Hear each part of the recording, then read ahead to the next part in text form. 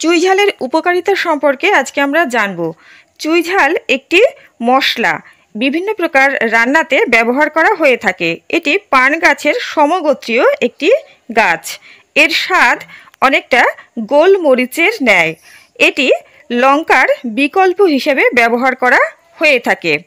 বন্ধুরা, চুই ঝাল হজমের সহায়তা করে, কোষ্ঠকাঠিন্য দূর করে, এটি ক্যান্সারকেও নিয়ন্ত্রণ করে থাকে, শরীরের বিভিন্ন প্রকার ব্যথা নিরাময়ে সহায়তা করে থাকে এই চুই ঝাল।